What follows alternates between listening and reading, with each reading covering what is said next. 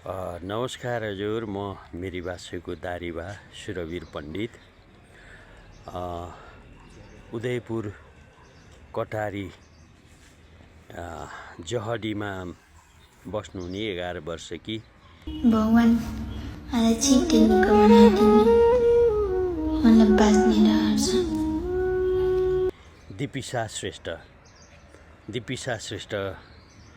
नानीलाई चाहिँ केही दिन अगाडि चाहिँ अचानक मुटुमा समस्या भएर चाहिँ तुरुन्तै अपरेसन गर्नु पर्यो भनेर हाम्रो निर्देशक उदयपुरकै मनिष श्रेष्ठज्यूको पहलमा चाहिँ नमस्ते। स्वदेश एवं विदेशमा रहनुहुने सम्पूर्ण सहयोगी मनहरूप्रति सबैलाई नमस्कार गर्न चाहे। म मनिष श्रेष्ठ हाम्रो उदयपुर कटारी 4 मा बस्नुहुने हाम्रो दीपिसा श्रेष्ठ नानी यति राम्रो क्युट हुनुहुन्छ।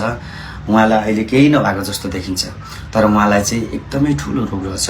मुटुमा पाल परेर चाहिँ नसाभित्र प्रवेश गरिसकेको भनेर चाहिँ डाक्टर साहबले भनिसकेपछि इमर्जेन्सी अहिले भर्ना गर्नुपर्ने अवस्था भएछ। आर्थिक सङ्कलन कार्यक्रम आयोजना गरेको थियौँ, जसमा चाहिँ सम्पूर्ण धेरै दाजुभाइ दिदीबहिनीहरू देश विदेशमा रहनुभएका, संसारको कुना कुनामा रहनुभएका सम्पूर्ण दाजुभाइ दिदीबहिनीहरूले आर्थिक सहयोग गर्नुभएको र सरकारले पनि उहाँको चाहिँ अपरेसनमा केही आर्थिक सहयोग गर्ने कुरो सुन्नमा आएको छ हाम्रो निर्देशक मनिष श्रेष्ठज्यू मार्फत। यसबाट यो छर्लङ्गै हुन्छ कि यो कलियुग भए तापनि मानवता चाहिँ अझै जीवित छ।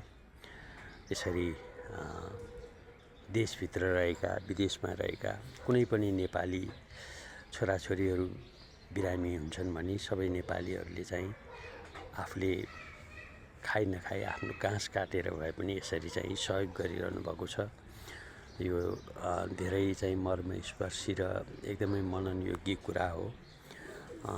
जतिले सहयोग गर्नुभएको छ, म उहाँहरूप्रति भगवान्सित उहाँहरूलाई चाहिँ सुख मिलोस्, शान्ति मिलोस्, भगवान्ले चाहिँ उहाँलाई चाहिँ सत्मार्गमा हिँड्न शक्ति प्रदान गर्नु हुनेछ र त्यसै गरी नानीको शीघ्र स्वास्थ्य लाभको कामना पनि गर्दछु।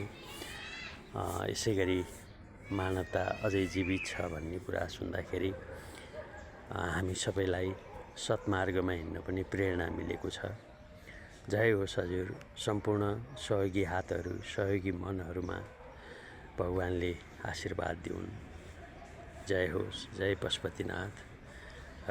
र बिरामी नानीको शीघ्र स्वास्थ्य लाभको कामना फेरि पनि जय होस्।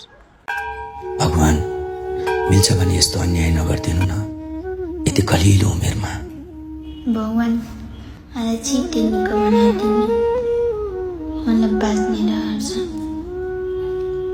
म ठिक भएपछि हजुरबाट फेरि आउनु मन छ।